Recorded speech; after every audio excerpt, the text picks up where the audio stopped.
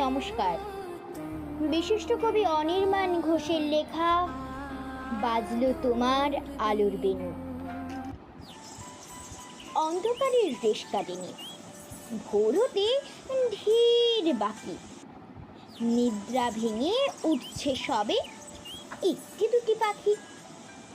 আমি তখন উধাও, ঘুমের মধ্যে ডুবে গিয়ে।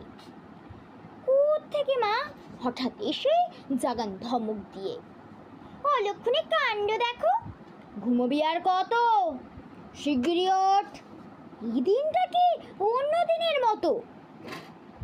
ঘুমের ঘোরেই বলি, এটা বড্ড বাড়াবাড়ি, প্রতি বছর একই জিনিস, একই কি দরকারি। দিদি বলল, কি বোকারে, ঘুমিয়েই কাটাবি, রেডিও যেই বাজবে দেখবি পুজোর গন্ধ পাবি। দিদি বেজায় ঠাট্টা করে, মা চলে যান বকে। বাধ্য হয়েই বিছনা ছাড়ি ঘুম জড়ানো চোখে। বাড়ির সবাই ব্যস্ত খুবই, সময় কি আর আছে। স্নান সেরে মা ততক্ষণে রেডিওটার কাছে। যেই না সুরদৃপ্ত গলায় মহিষ মর্দিনী, মনে হলো রক্তে সুর, জন্ম জন্ম চিনি। সেই চেনা সুর, সেই উচ্চারণ, তবু প্রাণীর তারে।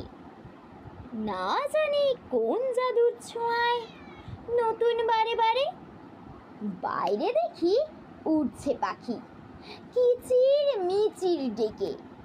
পুবের পাড়ে রক্তরেখা কেউ দিয়েছে একে। ভোরের আকাশ, কোমল বাতাস, হরেক রকম পাখি। সবাই যেন বলছে, পুজোর গন্ধ পাচ্ছ নাকি। কি যেন এক খুশির দোলায় উদ্ভাসিত প্রাণ।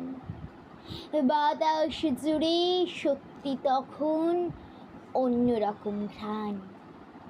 বদলে গেছে দিন, তবু সত্যি সত্যি জানি, সবার হৃদয় দুলবে যখন বাজবে আকাশবাণী। আজ বিরূপাক্ষ যখন ধরেন আশ্বিনের শারদ প্রাতে, দুয়ার খুলে বন্ধ হৃদয়ের।